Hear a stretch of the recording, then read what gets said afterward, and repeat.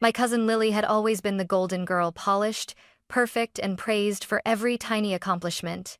And me, I was the family's running joke, the girl who still hasn't figured out her life, according to Aunt Margaret. At this year's reunion, the air was thick with the same old script.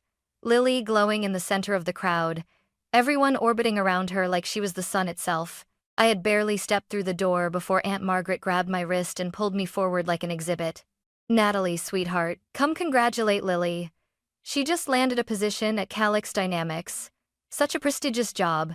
She's practically guaranteed a six-figure future." Everyone nodded, smiling with that familiar pity they reserved for me. And then Grandma looked up and asked, "So Natalie, dear, what about you?" I lifted my drink, smiled, and dropped the line that froze the entire backyard. "Oh, nothing much. I just signed Lily's paycheck last week." Growing up, Lily wasn't just the golden girl, she was the family mascot. Every holiday, every dinner, every casual Sunday brunch somehow turned into a tribute to her greatness. If she took a breath, the family applauded. If I accomplished something, they blinked politely and moved on. I remember being 12 the first time Aunt Margaret said it out loud. "Natalie is creative," she announced, using that careful tone adults use when they mean lost cause. "But Lily? Oh, she's destined for real success." Everyone laughed. Even my mom smiled like it was harmless, but I felt it like a punch. Lily would win a school art show, and they'd celebrate with balloons. I would get into the state finals for a design competition, and Dad would mutter, "That's nice, honey," without looking up from his phone. And Lily knew it. She basked in it. She weaponized it. One Thanksgiving, she leaned over and whispered, "Don't take it personally, Nat. Some of us just shine naturally." I was 16, and that was the first year I realized I didn't just live in Lily's shadow. I was the shadow. In college, it didn't get better. I studied design and branding, a field no one in my family respected. "Dad, you sure you don't want something stable like accounting?" "Mom, maybe graphic design can be your hobby?" Lily, "Aw, that's cute. You're doing artsy stuff." I wanted to scream, but I didn't. I swallowed it like I always did. Then came the worst blow. I dropped out during my junior year after my scholarship ran out and my part-time job couldn't cover the rest. The family's reaction was instant. Aunt Margaret gasped, "Oh dear God, Natalie dropped out? Lily, make sure you never do that." "Dad, I knew it. I knew this arts nonsense wouldn't lead anywhere." "Lily?" She smiled sweetly and said, "It's okay, Nat. College isn't for everyone." That sentence stayed with me for years. Sharp, polished, and cruel. So I left. I moved out, cut contact, and quietly started building something of my own. No updates. No photos. No validation. Just work. Just grit. Just me. And they had no idea that the punchline they laughed at for a decade was growing teeth. When I left college, everyone assumed it was the final chapter of my failure. But in reality, it was the prologue. My first apartment was a shoebox above a laundromat.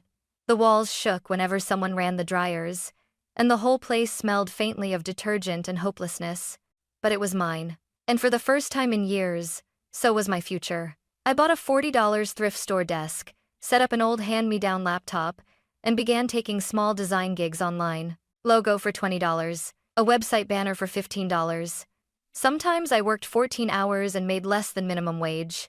But every night before collapsing into bed, I'd whisper to myself, "Just hold on, Natalie. Build quietly, build smart, build until they can't ignore you." My best friend Chloe was the only one who understood. She'd stay on the phone with me at 2 a.m. while I cried over late invoices and disappearing clients. "You're not failing," she would say. "You're investing. But right now, the return is pain." She always had a way with words. One evening, after a particularly brutal week where 2 clients ghosted me and my rent was overdue, I stared at my laptop screen and whispered, "Maybe Dad was right. Maybe this is nonsense." Chloe snapped back immediately. "Stop. You see trash. I see a seed. Keep watering." So I kept going. Then, it happened. An Australian tech startup found my portfolio and emailed me.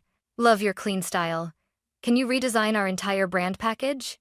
Budget, $3,200. I read that number about 20 times. $3,200. More than I had made in 3 months combined. I didn't scream. I didn't dance. I sank to the floor and cried so hard my chest hurt. Finally, someone saw me. Not as the joke, not as the disappointment, but as a professional. That project became a domino. More clients came. Bigger ones. Better ones. Eventually, Chloe and I founded our own small agency, Nova and Bloom Creative. It wasn't glamorous. Our office was a corner in my apartment with mismatched chairs and a whiteboard that refused to stay on the wall. But we were getting traction. One morning, Chloe burst into my apartment waving her phone. "Natalie, Calix Dynamics just filled out our inquiry form." I froze. Calix Dynamics, a rising tech giant. One of the most recognized companies in the industry. The same company Lily worshipped in every conversation. The company she applied to 3 times before finally landing her job. Chloe nudged me. "You okay? You look like you just saw God." I swallowed hard. "No. Just surprised." We pitched. We negotiated. They loved our proposal. And just like that, my agency became a contracted branding partner for Calix Dynamics. And because of contract structure, every new hire they onboarded required design assets that my team had to approve, including Lily. I didn't say a word. Not to Chloe, not to Lily, and definitely not to my family. I kept building in silence. Late nights, coffee-fueled mornings, failures, wins, all of it. No bragging, no social media posts. No, look at me now. Just quiet, relentless ascension. The girl they laughed at had become the woman signing off on corporate budgets and creative approvals. The family joke had built a company they unknowingly depended on, and none of them had the slightest idea. But that silence, that secrecy, would become gasoline waiting for a single spark. And the reunion? That was the match. I almost turned the car around twice on the drive there. My hands were sweating on the steering wheel, my heart pounding in that old familiar rhythm, the one that always came whenever I had to see my family. 4 years. 4 years since I'd stood in the same room as all of them. But Mom begged me to come. "Natalie, honey, everyone wants to see you. Lily will be there too. It'll be just like old times." Old times? Those were exactly what I was afraid of. When I pulled up to Uncle Raymond's house, the same place we'd had every reunion since I was little, it felt like walking into a memory I didn't want anymore. The driveway was full. Kids ran in circles with glow sticks. Adults hugged and pretended their marriages were happy. The sweet smell of barbecue drifted through the air. But the center of all the noise, the center of everything, was Lily. She stood at the patio table surrounded by a perfect little circle of admirers. Her hair fell in effortless curls. Her dress looked like it belonged in a magazine. She was glowing, soaking in the attention like it was her birthright. Aunt Margaret spotted me immediately. Her eyes lit up like she'd found prey. "Oh my God, Natalie. Look who's finally decided to show her face." Before I could react, her hand clamped around my wrist, dragging me forward through the crowd. "Everyone, look who's here. Natalie." A few people smiled politely. Most didn't care. Some looked surprised I wasn't still the disaster they remembered. Then Aunt Margaret leaned in, her voice too loud to be subtle. "Come congratulate Lily." Lily gave me a dazzling smile, the kind that didn't reach her eyes. "Nat, wow, you look different. In a good way, I guess." Classic Lily. Compliment with a knife hidden inside. Aunt Margaret continued proudly. "Our Lily just landed a position at Calix Dynamics. They don't take just anyone, you know." I already knew. In fact, I knew her employee ID number, her department, her salary bracket, and who approved the branding documents for her onboarding. But I said nothing. "She's going to make 6 figures by next year," Aunt Margaret announced, patting Lily's shoulder. Then she turned to me with a smile that felt like a slap. "And you, Natalie? What have you been doing these days?" I opened my mouth, but Aunt Margaret cut me off. "Oh, wait. Let me guess. Still doing the little art thing?" She tilted her head in a pitying way. "That's adorable." My jaw clenched. Chloe's voice echoed in my head. "Water the seed. Wait for the bloom." Lily took a sip of lemonade, glowing. "Don't worry, Nat. Not everyone needs a corporate job. The world needs creative souls too." Translation: some of us succeed. Others try. I forced a smile. "Not yet," I thought. "Wait." Just then, Grandma turned around in her chair, eyes squinting to focus on me. "Natalie, sweetheart. What about you? What are you doing with your life now?" That was the spark. The moment the match touched the gasoline, every conversation stopped. Every fork paused midair. Every pair of eyes shifted to me. My heart thudded once hard. Then, I smiled, lifted my drink, and said softly, "Oh, not much, Grandma. I just signed Lily's paycheck last week." Silence, thick, heavy, shocking. I swear I heard someone drop their glass. Lily froze. Her lips parted. Her smile died. "What?" she whispered. But before she could say anything else, before anyone could, Uncle Raymond shouted from across the yard, "Wait, what the hell did she just say?" And that was when the entire reunion shifted, like a storm cloud rolling in, fast and dark. When Uncle Raymond's voice cut through the yard like a knife, I felt the old memories clawing their way up everything I had buried, everything I had survived. If they wanted to act shocked now, then fine, let them be shocked. But they would never understand the weight behind that one sentence unless I told the truth of everything they never saw. Because while they were laughing at me, celebrating Lily, dismissing my dreams, I was bleeding for a future they never believed I had. After I dropped out, my life didn't crash instantly. It crumbled slowly, painfully, like a building collapsing floor by floor.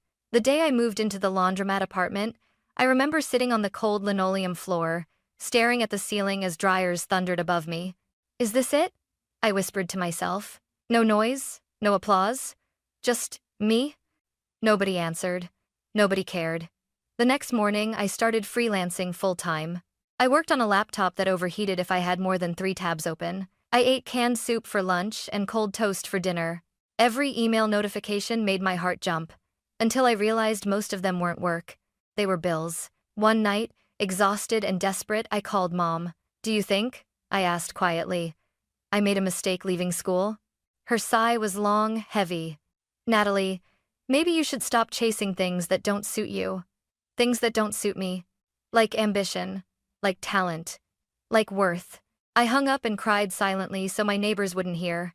But the thing about hitting rock bottom is, if you're stubborn enough, eventually you learn to climb. I poured everything into learning. UX design, brand identity, prototyping, strategy. I watched online courses until my eyes burned. I practiced until my wrist ached. Chloe would show up at my door with takeout and say, "You look terrible." I'd laugh weakly. "Thanks." "Good. That means you're working." She never sugarcoated anything. That's why I loved her. One night, after I got rejected by a potential client who told me, "We're looking for someone with real experience," I slammed my laptop shut and yelled, "How can I get experience if no one gives me a chance?" Chloe grabbed my shoulders. "Nat, listen to me. You're building the plane while flying it. That's messy, but it's not failure." Her voice shook a little. "Don't give up. Not on yourself." So I didn't. Not because I believed in myself, but because she did. And then came the turning point. It was 3 a.m. I was half asleep at my desk when an email popped up. Urgent branding proposal. Sydney, Australia. Sydney? I clicked it open. A startup had seen my work. They wanted a proposal. They needed a full rebrand. Budget, $3,200. My breath hitched. My hands shook. That was more money than my entire monthly expenses triple. I didn't scream. I didn't move. I just whispered, "Please, please be real." It was. The next month was chaos. 12-hour shifts. Revisions at 4 a.m. Client calls across time zones. And then, they sent the final payment. A screenshot of the confirmation email is still saved in my phone. Proof that my life could change. Proof I wasn't a joke. That project led to 2 more. Then 5. Then 20. Eventually, Chloe and I created Nova and Bloom Creative. We started in my apartment. A chipped IKEA table became our conference desk. A lamp with a broken switch became our studio light. But we were building something real. When Calix Dynamics reached out months later, I nearly passed out. Chloe squealed, "Nat, that's huge. Are you kidding me?" We didn't have investors. We didn't have fancy offices. All we had were laptops, caffeine problems, and grit. But Calix Dynamics believed in us. We won the contract. And because of it, I became a signing authority for all brand-related hires, including, ironically, my golden cousin Lily. And now here I was, back in a backyard full of people who doubted me, people who laughed at me, people who told me I'd never be anything. And they were finally hearing the sentence that cost me blood, sleep, tears, hunger, humiliation, and years of clawing my way through the dark. I just signed Lily's paycheck. They heard the sentence. But they didn't know the story. Not yet. But they were about to. Silence. The kind that doesn't just fall. It crashes. After my sentence. I just signed Lily's paycheck. Every conversation, every laugh, every breath in the backyard froze midair. Lily's smile collapsed so fast it was almost painful to watch. "Hey, Aunt Margaret," she stuttered. "She's joking, right? Nat, this is a joke?" I tilted my head, sipped my drink, and smiled calmly. "Nope." Aunt Margaret's face tightened, like she'd tasted something sour. "Don't be ridiculous," she snapped. "You? Sign Lily's paycheck? You don't even have a real job, Natalie." I laughed softly. "Oh, trust me. My job is very real." My mother rushed over, whispering urgently, "Natalie, please don't start anything. This is a family gathering." "No." I cut her off gently. "This is honesty, finally." Lily stepped toward me, her voice rising.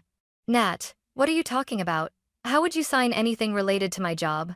The crowd leaned in, hungry. I folded my arms. "Because my agency Nova and Bloom Creative handles branding oversight for Calix Dynamics onboarding division.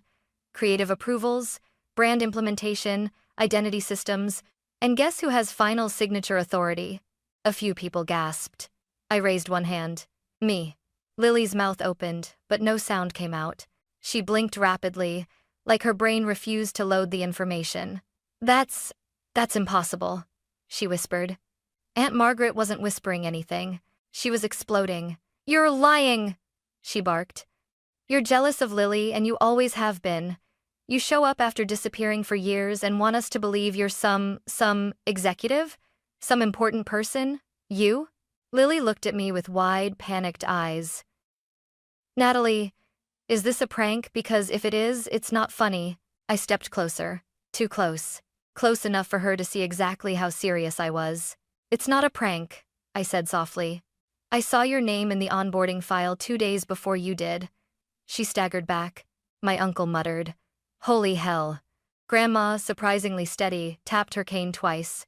"Let her finish," she ordered. So I did. I pulled out my phone and tapped a document. A screenshot glowed on the screen, the approval page of Lily's branding package, with a visible signature at the bottom. Natalie Pierce, Senior Creative Contracting Director, Nova and Bloom Creative Agency. Authorized Partner, Calix Dynamics. I held it up. Dead silence. Lily stared at it like her entire identity just buckled. "Because it did." Aunt Margaret lunged forward. "This means nothing. So you clicked a button. Big deal. Don't act like this makes you superior to Lily." I let out a laugh that wasn't humorous at all. "Oh, Aunt Margaret, it's not the button that matters, it's the hierarchy." I pointed to Lily. "She's an employee." Then I pointed to myself. "I'm a contractor who helps approve the branding and identity systems her department relies on." A whisper swept through the crowd. "That means..." "So, she does work under Natalie." "Oh my God. Does Lily know?" Aunt Margaret's voice lifted to a shriek. "You're twisting this. You've always wanted to humiliate Lily." "No." My voice sliced through hers like a blade. Everyone jumped. I stepped forward, finally letting every buried scar surface. "Do you want to talk about humiliation, Aunt Margaret? Let's talk about the year you told everyone I'd never amount to anything. Let's talk about how every reunion became a competition. Lily didn't even need to win because you crowned her before it started. Let's talk about every time you laughed at my degree, my major, my dream." Her lips trembled. I didn't stop. "You mocked me when I dropped out. You told Lily to never end up like Natalie. You told my parents to give up on me. You said my work was a hobby. You called me unstable, unfocused, a disappointment." Each sentence hit harder. Each word was a bone cracking open the past. "And through all of that," I continued, "I stayed quiet. I kept my head down. I built everything from the ground up, alone. While you were too busy polishing Lily's pedestal to notice that I wasn't failing, I was rising." Lily's voice cracked. "Nat, why didn't you tell me?" "Because every time I tried, you laughed," I replied. "Or worse, you pitied me." Her eyes filled. She wasn't glowing anymore. She looked human for the first time in years. Aunt Margaret tried again, voice trembling now. "So what? You expect us to bow to you? To celebrate you the way we celebrate Lily? I shook my head. No. I expect nothing. I built this life for myself, not for any of you. Grandma stood. Natalie, she said softly. I'm proud. A hush fell. Aunt Margaret stared at her in horror. Mom? Grandma raised her chin. I said I'm proud. For once. For the first time in decades. Someone in my family said it. And meant it. But the night wasn't done shifting.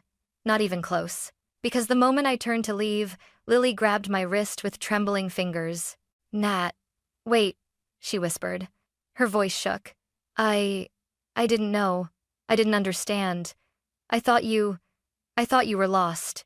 I looked at her. No, I said quietly. I was building a life while you were busy performing one. Her breath hitched. And for the first time, the golden girl looked dim. The moment Lily let go of my wrist, the entire backyard felt heavier, like everyone was breathing in the dust of a collapse they never saw coming. People shifted. Whispered. Avoided eye contact. The kind of silence that forms only after truth detonates. Dad was the first to speak, his voice low and unsure. Natalie, is all that true? I looked at him. Really looked at him. This was the man who used to say, aim for stability, Nat. You're not built for risk. The man who shrugged when I won awards, but practically threw a parade when Lily got an internship. So I answered him honestly. Yes, Dad. All of it's true. He blinked. Twice. Then rubbed the back of his neck like he was trying to massage sense into himself. I didn't realize. Mom stepped closer, touching his arm. She didn't tell us, Michael. My chest tightened. I didn't tell you, I said quietly. Because every time I tried telling you anything, you compared me to her. Mom flinched like the words stung. That's not. But Grandma interrupted sharply. It is. You all did that. Aunt Margaret gasped. Mother. Grandma's eyes snapped to her. For years, you treated that girl like she was invisible. And now you're shocked she built a life without you? You should be thanking her for even showing up tonight. Aunt Margaret's face turned red. But Lily. Lily is strong. She doesn't need you to inflate her to feel valuable. Grandma snapped. But Natalie, she needed support. You gave her mockery instead. My throat tightened. I didn't expect this. Not from Grandma. Lily lowered her head. Aunt Margaret. It's true. I did look down on her. Margaret's face crumpled. But you're my daughter. I only wanted the best for you. No, Lily said softly. You wanted me to be the best. And you made sure everyone else was beneath me. Especially Natalie. Aunt Margaret's breath hitched like she'd been slapped. I turned away. I couldn't watch them unravel. Not after everything. I walked toward the edge of the yard, needing air, real air, not oxygen laced with decades of resentment. But behind me, I heard footsteps. Kathy, my older sister. She stopped a few feet away, twisting her hands nervously. Nat, can you look at me? I turned, slowly. Her eyes were glossy, but not quite crying. Not yet. I'm sorry, she whispered. For every time I joined in, every time I acted like you were some delicate mess, I thought I was helping you grow up. But I was just hurting you. Pain flickered in her expression. The kind that comes when someone realizes they weren't the hero in the story, but the villain in someone else's. I swallowed. Kathy. I didn't need a second mom. I needed a sister. She wiped her cheek. I know. And I failed at that. Before I could respond, more footsteps approached. This time, my parents. Dad spoke first, his voice raw. We owe you an apology, Nat. A real one. Mom nodded, eyes swimming with guilt. We didn't understand your world. We thought traditional success was the only path. We didn't mean to make you feel lesser, but we did. Did I want to forgive them? Yes. Did the hurt disappear instantly? No. So I told them the truth. I needed you to believe in me, I said quietly. Not in some version of me you thought was safer. Dad inhaled slowly. We're trying now. And for once, I believed him. But of course, one voice still had to intervene. Aunt Margaret stormed toward us, chin trembling with indignation. Are we all seriously just accepting this? Lily has worked hard her entire life. She deserves her spotlight. I met her glare evenly. She still has it, I said. I didn't take anything from her. I just finally took something back from all of you. And what's that? She hissed.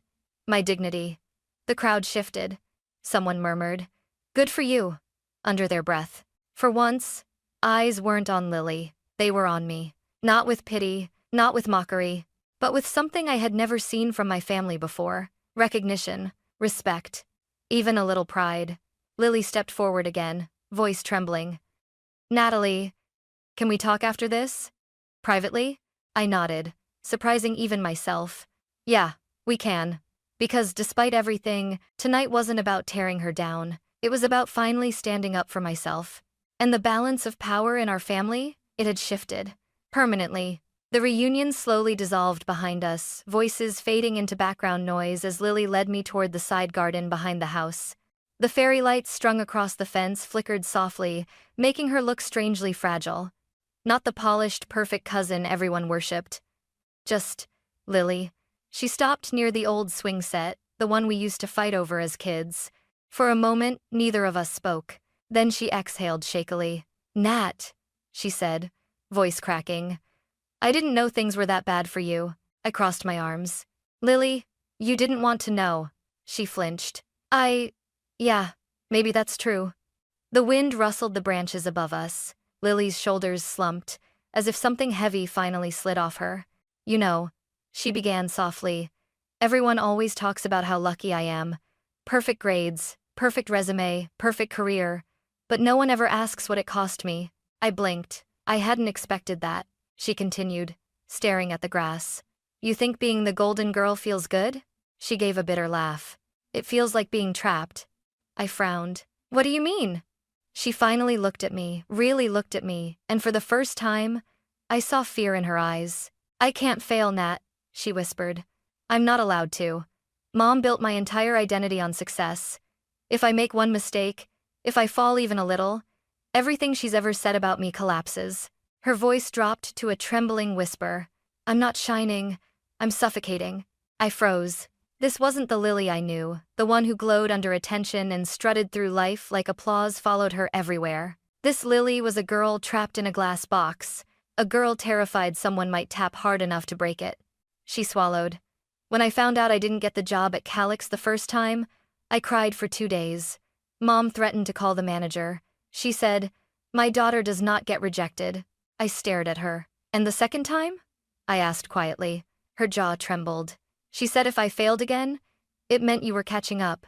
I'm got a day, my breath caught. So, that's why you always mocked me, I said slowly. Because deep down you were scared I might actually amount to something. Tears pooled in her eyes. Yes, she whispered. Because if you succeeded, then maybe I wasn't special. Silence fell hard between us. For years, I had painted Lily as my villain. But now, standing here, I realized she was a victim too, just of a different prison. Lily, I said softly. None of this was ever a competition. Not for me. She laughed weakly. I know. That's the worst part. I was competing with someone who wasn't even running the race. Her voice cracked again. I'm sorry, Nat. For the comments, the jokes, the superiority crap. I did it because it made me feel stable, like I was still ahead. But you, she wiped her cheek. You were building a life, and I was building an image. My chest tightened. This was the conversation I never thought we'd have. Not in 100 years. I stepped closer. Lily, I never wanted your spotlight. I know, she whispered. Because you built your own. Her words hit harder than any insult she'd thrown at me. I don't hate you, I said quietly. Not anymore. She nodded, trembling. I don't want to be the golden girl anymore, Nat. I just want to be me. And for the first time, maybe ever, we weren't Natalie, the disappointment, and Lily, the golden girl. We were 2 women, finally stepping out of the cages our family built for us. I ate the freedom I didn't know I needed. First person, emotional, reflective, to 500, 600 Tansu. The reunion didn't end with a dramatic speech or some perfect family embrace. People drifted back to their cars, carrying plastic containers of leftovers and conversations they weren't ready to finish. But something had shifted so quietly, so fundamentally that I felt it in my bones.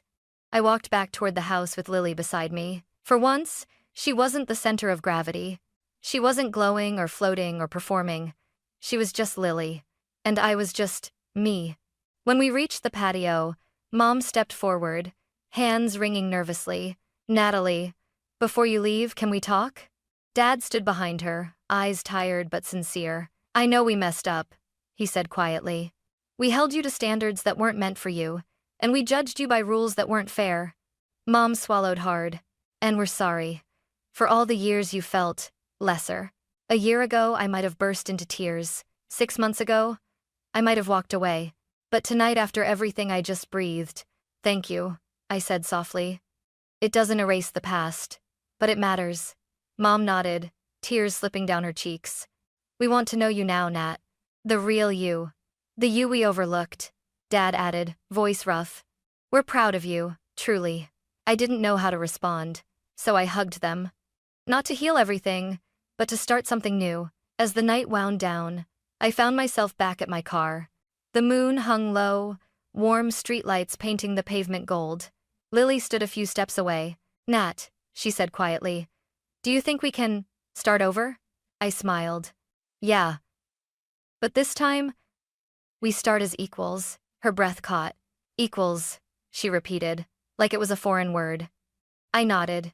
Equals. Transactions as apodidations on the Lexus. For a moment, she just stared at me like she was seeing me for the first time in our lives. Thank you, she whispered. I didn't answer. Some moments speak for themselves. When I got home, the apartment felt different. Not because anything had changed, but because I had. For years, I thought my story was about proving my worth to my family, showing them I wasn't a joke, that I wasn't a failure, that I didn't need their approval. But standing in my quiet living room, the truth hit me. I hadn't been fighting for their respect. I'd been fighting for my own. I walked to my desk, touched the worn edges of my tablet, the stickers on my laptop, the sketches pinned to the wall. This, the life I built with shaking hands and sleepless nights, was mine. I wasn't Lily's shadow. I wasn't the family's disappointment. I wasn't the girl who still hadn't figured herself out. I was the woman who signed the Golden Girl's paycheck, the woman who carved her own path, the woman who rose quietly until the world had no choice but to hear her. And as I turned off the lights, one thought settled in my chest like warm fire. My worth was never theirs to give. It was always mine to claim.